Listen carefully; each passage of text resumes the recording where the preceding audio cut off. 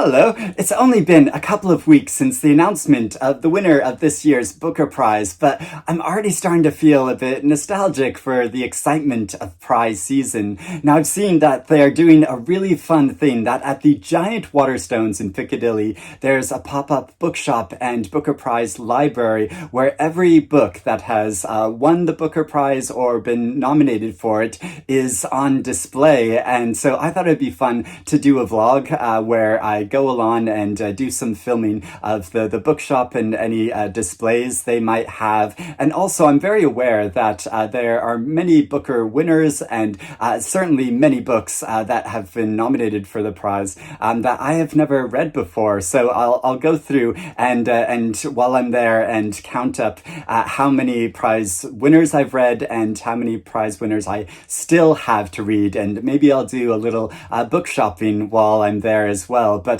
I'll also take you along through my journey through London and a walk along the Thames to show you some of the sights of the city. But I think this will be really fun to see. So I'm going to go catch a train now and film what I can.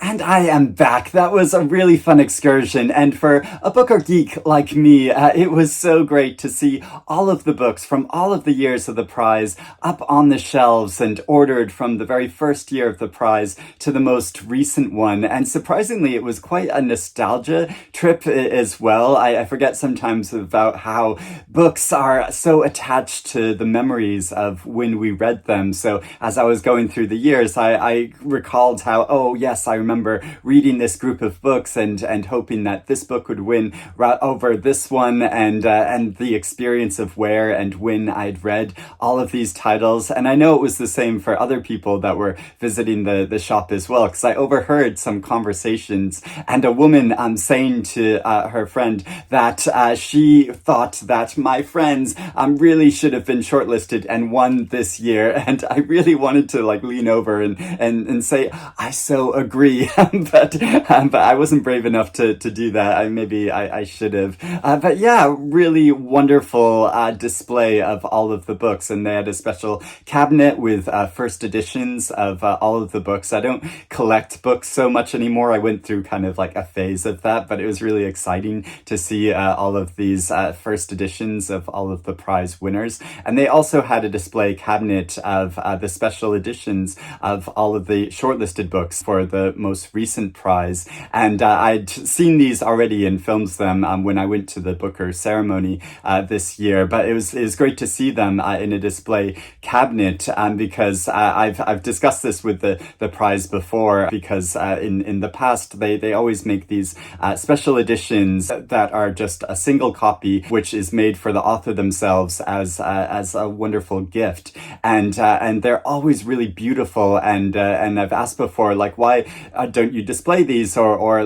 make special videos about them? And they say the turnaround time is so tight because it takes so long to create these editions, that bookbinding by hand is such an art, and so the great craftsmen that create these special editions, they make them right up until the prize ceremony. So in the past, usually it's been they receive the books and then they immediately give them to the authors, and then that's it. And so I've tried to film them in the past, but yeah, it's wonderful now that they have this Booker library for a limited time, and that these special editions are on display so people can see them in person and just how gorgeous they are. And I think this shop is going to be in Waterstones until Christmas or the end of the year, so it'll still be going on for a few weeks. Now, the question of how many Booker Prize winners, because I went through year by year and added up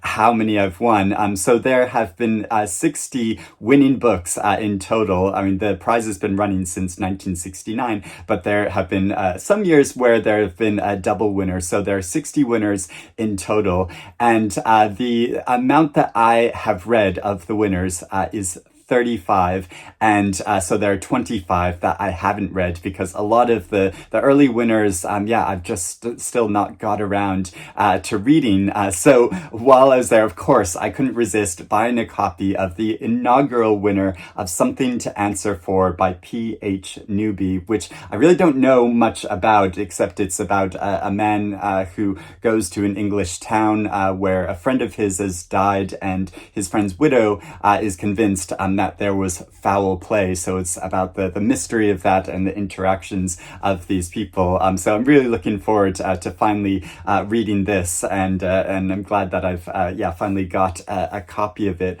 But I would love to know in the comments below, how many Booker winners have you read? I was going to say one. No, how many have you read? And yeah, how many do you want to read? And if you want to be really ambitious, let me know how many books that have ever been listed for the prize have you read. I have not totaled that up myself. I'm sure there's still a huge amount that I've not read yet, and I know some people, really disciplined readers, are going through and reading the entire backlist of listed books for the Booker Prize, which is a project I would love to do at some point, but it is a very ambitious and very big project, very time-consuming project. But yeah, this was such a great experience, and so great to see the Booker Library. So let me know if you visit it. Let me know if you have your own personal collection of Booker books in your home. I know some people like Bernie and Chris have been like collecting all the winners, and they visited the shop while they were in London recently as well. But I hope you're doing well and reading good things, and I will speak to you again soon. Bye bye.